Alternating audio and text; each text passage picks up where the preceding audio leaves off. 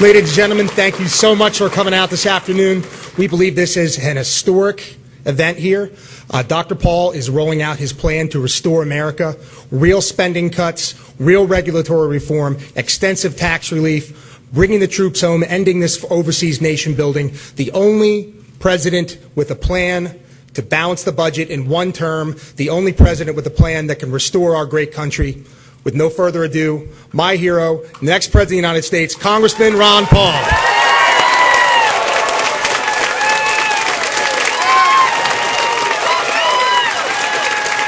Thank you very much. Thank you, thank you. Thank you. I appreciate you coming, and I appreciate the press for being here. And I'll be available for 30 minutes to take questions. But I want to make the announcement that I am here today to release a plan that I have for balancing the budget and cutting in the first year $1 trillion.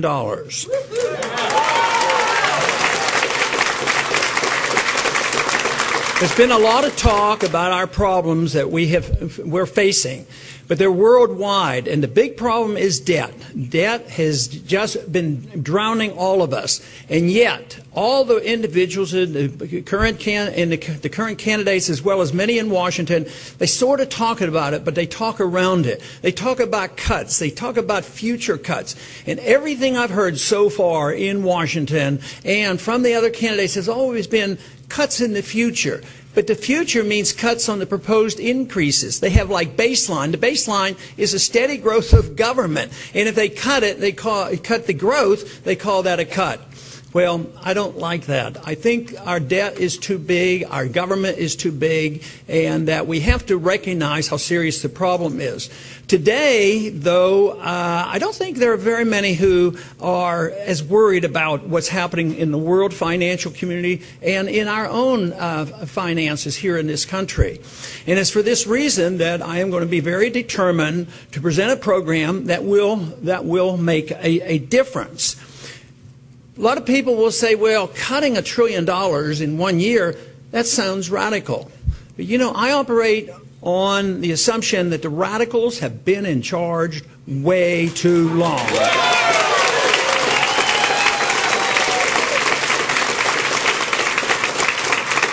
Both from left and right, we have heard the arguments that deficits don't really matter. And they really haven't mattered for a very long time, or we wouldn't have this debt.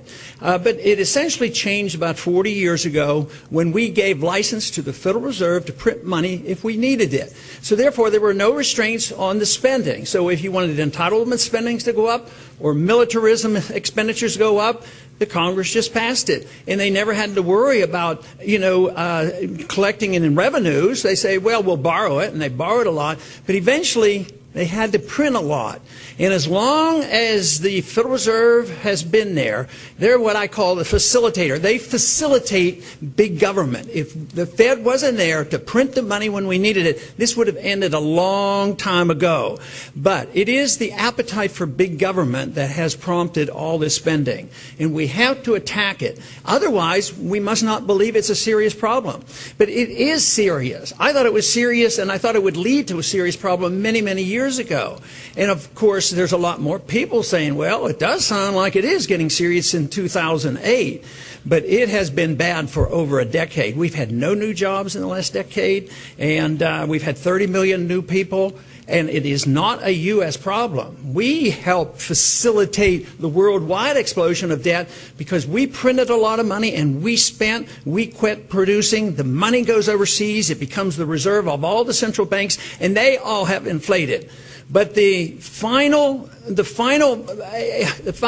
that makes it stop is debt. The market is stronger than even the Federal Reserve and governments because you can print and borrow and do all these things and tax, but eventually you drain the productive capacity of the electorate and the people. And this is what's happened. The debt is overwhelming, and yet there has been nobody serious about, well, how do you get rid of the debt? You have to cut the spending. And this is what my proposal deals with. And it's broad, and it has to be broad because I think we spend everywhere. We cut significantly from the militarism, not 1 penny from the veterans and not 1 penny from defense. It's from the militarism.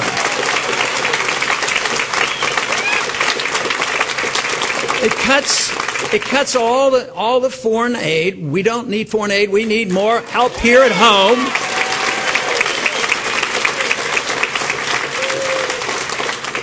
But we cut a lot of the domestic spending as well. We get rid of 5 departments, and that's a start. And there are in these departments that we cut, there are some important places there that we didn't just close down. Many of those important parts of each of those departments will be held in, in another department or outside of a major department. So nobody gets laid off immediately. They get laid off through attrition because we're going to learn to live with a lot less government, and we don't have to keep hiring more and more people to replace those who should be retiring.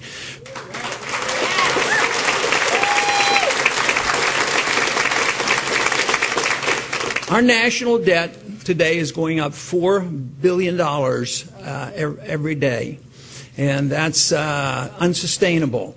Just to maintain the war in Afghanistan, just in Afghanistan, it's $12 million an hour. I mean, just think of that. And even the generals are coming back, and they're saying, maybe we're halfway, maybe we've won half of it.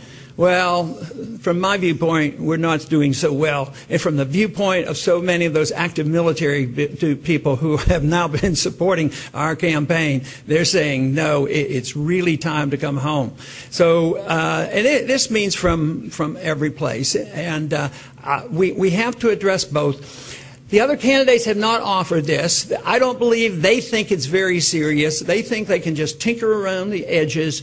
But I think the American people are ready for some honest thinking and honest reforms.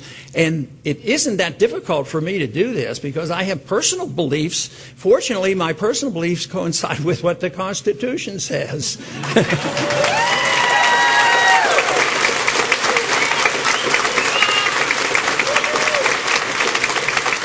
So everything that is not explicitly mentioned in the Constitution should be, up for grabs, and that we should be able to cut it. Yes, and I have taken it upon myself that I will not take a salary any higher than the median income of all Americans, which is $39,000.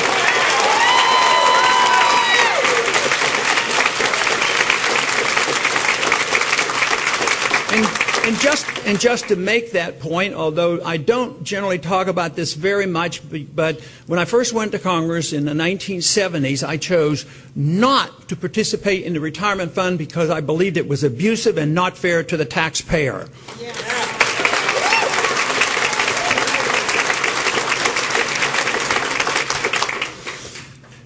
We need to do this as well as following up on the reforms we have to have at the Federal Reserve. It doesn't call for the abolishment of the Federal Reserve, but it does call for a real, honest audit of the Fed so we know exactly what they're doing with all that money that they create out of thin air.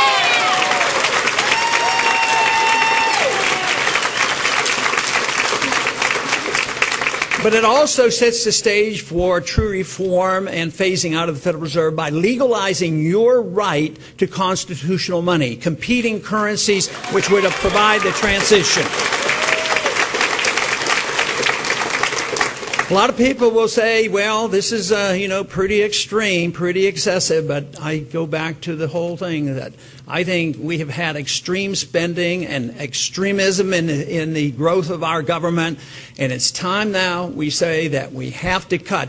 And I have a personal conviction that this will not hurt anybody. You cut government spending, that goes back to you. You get to spend that money. The people get to spend the money. It isn't spent by the government, and therefore we will have a greater prosperity. This idea this economic idea, which is based on a great fallacy. And the fallacy is that the consumer drives the economy. Well, if you think about that superficially, you say, yeah, that's right. If I go out and buy stuff, then, the manufacturer will have to make it for me. But what if you have 10 credit cards like a lot of Americans have? And what if you don't have a job? What if you don't have any money in the bank? How can you drive the economy? So it has to be different than that. Free market economics teaches that what you want is people to be out of debt and get a job, save money, and then the jobs are created and the supply and demand will provide the products that we need. But this whole idea that if you just pass out money and government passes out money, if government spends more money, they've been doing this now for a good many years, really extremely so here since the last 4 years, since 2007, 2008. The TARP funds and all the Federal Reserve spending, and it hasn't worked because they're not doing the right things. They're doing more of the same thing that caused our crisis. So if we want jobs, we need to get the government out of our way. I deal with this as well on the regulation. We don't need more regulations. We need more regulations on the government is what we really need.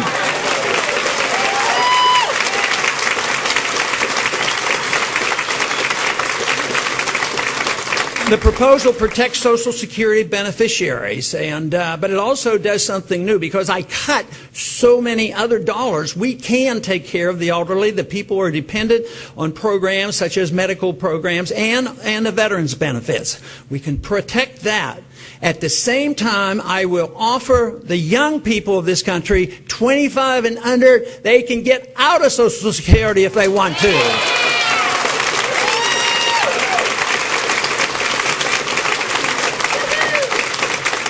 But basically, a program like this only works if the people endorse it, obviously. One person can't do it, but one person can lead the way. And the one question I would ask all Americans to ponder, and that is, what should the role of government be? And that's what our founders asked. And they asked, and they came up with a decision, and they decided they didn't like the role of the king. So they wrote a document that said we shouldn't have a king. We should have the people taking care of themselves. We should have a Congress with a lot of responsibility. We shouldn't have a king declaring when we go into war. And that under these circumstances, the government is there to restrain, the Constitution there is to restrain the government. So if we do this, I am absolutely convinced it is the only road to prosperity. More freedom, more prosperity. More government, less liberty, and more poverty. It's no more complex than that. Thank you very much.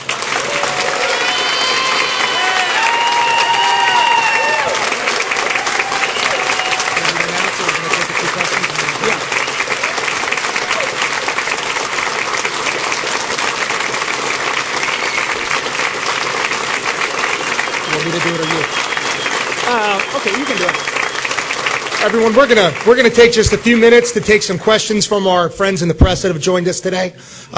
So if there's anyone in the press that would like to please raise your hand, and I'll call on you. And if you could please identify your name and the outlet which you're with. Jason. Oh, Anthony. Dr. Paul, thank you. You said you're going to pass this with Democrat help. What part of your plan do you think you'll get the most bipartisan help with your plan?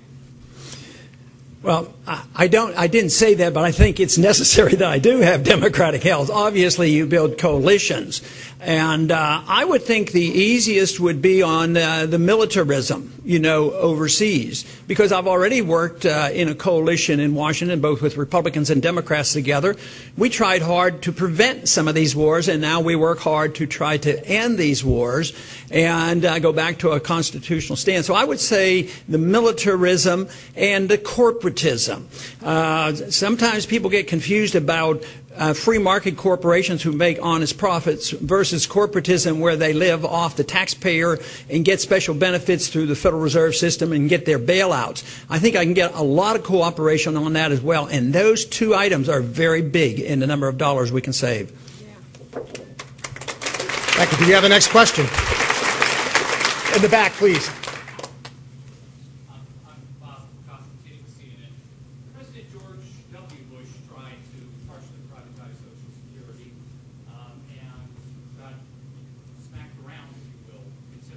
What makes you think that this time the idea is He said George Bush tried to privatize Social Security and it didn't go well. Okay. No, ours is not related to, he was asking about the privatization that former President Bush offered as a solution to our Social Security problem. Well, that was when the government maintained accounts and would invest in securities, and I wasn't in support of that. What I'm talking about is opting out, sort of like a lot of good conservatives and libertarians and constitutionalists would like to opt out of Obamacare, and I'm just saying opting out sounds like a pretty good slogan, so I'd say opt out of Social Security too. And there's ways to do this when we don't manage it the same way opting out of the all government medical programs, just not the ones the opposition have created. Did you want to follow up? Any idea how many people you think, what percentage would opt out? Do you think it would be mostly young people?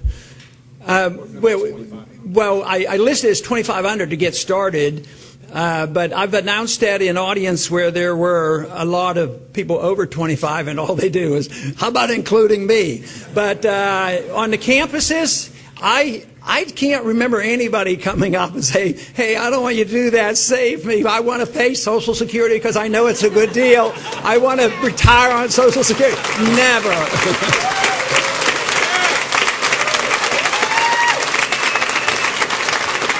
On the riser, please.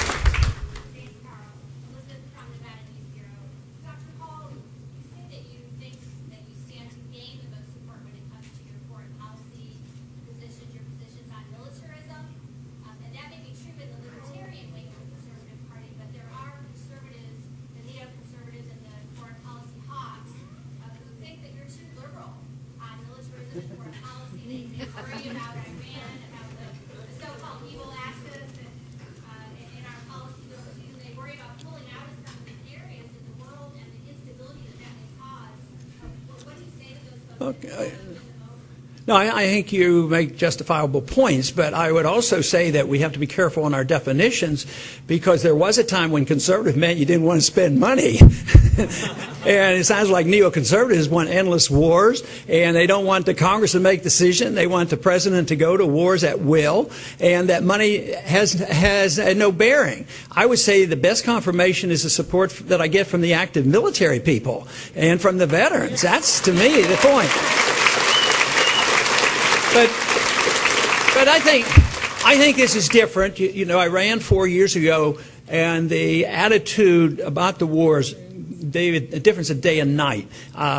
Now there's a lot more support for it. I mean, they estimate that $4 trillion of our national debt is because of the wars in the past 10 years. People are sick and tired of the debt, especially when the Afghanistan war has been going on 10 years. So people are tired of it, and therefore, yes, there are going to be some diehard neoconservatives who think that fighting another war, a matter of fact, they'd like about 2 more new ones. But Robert Gates, when he retired, you know, and he's not exactly one of our close allies, he said anybody who's thinking about another war under these conditions ought to have their head examined. I think American people would agree with him.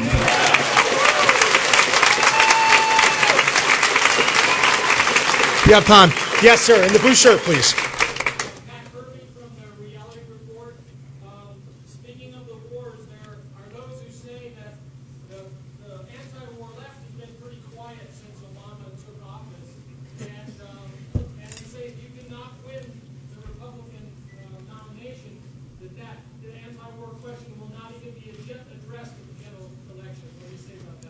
You made a very good point on why I better be the nominee if you care about this war.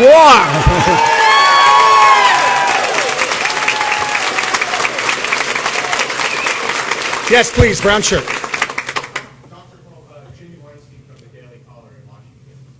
question is kind of going on with some of the other questioners said about foreign policy.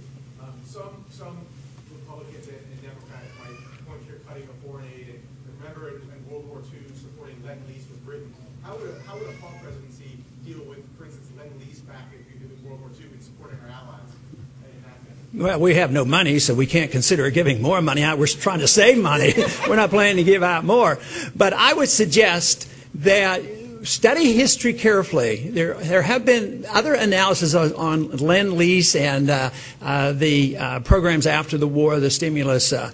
It's not nearly, as good as it was played up to be. But we don't have that choice. We're flat-eyed broke. We're doing it to save our country and to save our budget and save our economy. So we don't have this obligation to squeeze more out of the American people. And the sooner we get back to being a productive society, maybe we'll set a good example and they'll follow our lead. But I think that's the most important thing we can contribute to. Does that say that a Paul presidency would never support something like Lend-Lease if our ally was in mortal danger like that? No, I would let the banks make their own decisions. I wouldn't prohibit them, but I wouldn't take money from these people to do it.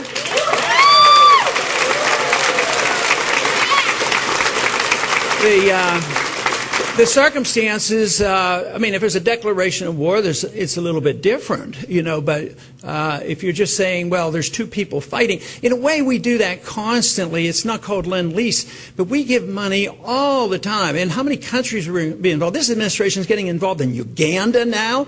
And what I'm convinced of is that when you pick up foreign aid and you send it to these countries, you say, oh, yes, you can't be so cold and heartless. These people are starving, and why can't we just send them food and help them out? Well, it turns out that they're always fighting. They're war factions. It becomes, one person gets a side of it, and it helps one side and not the others, and it doesn't help. I am convinced that foreign aid is taking money from poor people in this country and giving it to the rich people in those poor countries. It doesn't work.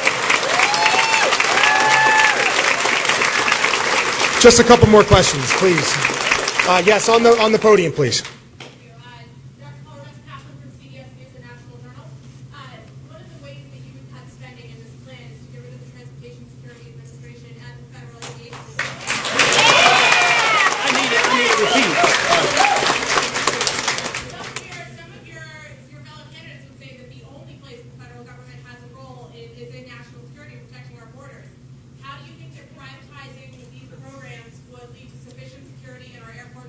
She's saying we get rid of the TSA. She wants to know how. Oh, TSA? Yeah. Well, the TSA is a rather new invention, and I don't know too many Americans that enjoy going on airplanes anymore.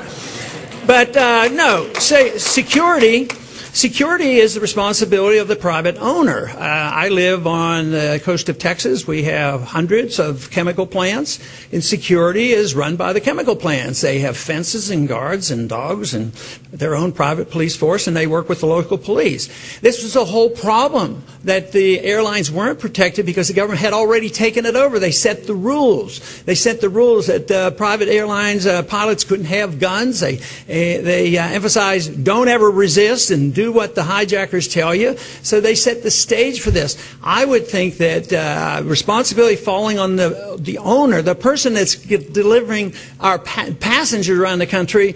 Maybe they'd treat us as well as those people who are paid a lot of money to haul money around the country. Nobody seems to rob them. So I would say that the market would solve it, and it would get out of this violation of civil liberties. When the airlines do it and they want to have some security measures, you don't like it, you just don't fly on airline, they'd have to accommodate the passenger. TSA doesn't accommodate the passenger. They like to annoy us, and it seems like on purpose. So that won't save any money. Thank you. Next. Even though the air networks have become a vehicle for terrorism in this country, you don't think that that's an area where the federal government needs to step in and perform a duty of national security? Probably on some international flights that we should have knowledge about people coming from certain countries, yes. But to run all the security for all the airlines, no. I mean, in all the violations, and think of the groping of little girls and elderly women and men as well. I mean, it is atrocious. It is atrocious what we put up with. Matter of fact, I've made a statement. If we as a people don't wake up and say, let's put a stop to what happens at our airports, I'm not all that optimistic. But I'm optimistic enough that the American people are getting to the point where they're sick and tired of that, of their violations of their civil liberties, violation of their wallets, and the violation of all their freedoms. Yeah.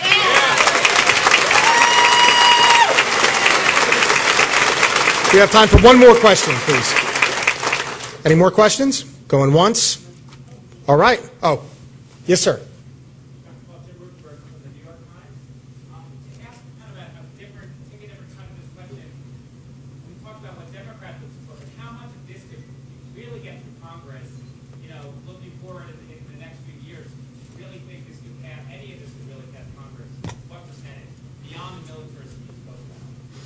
Well, I think you're talking about doing some of these cuts outside of the military. I think that's where I would get the strongest support.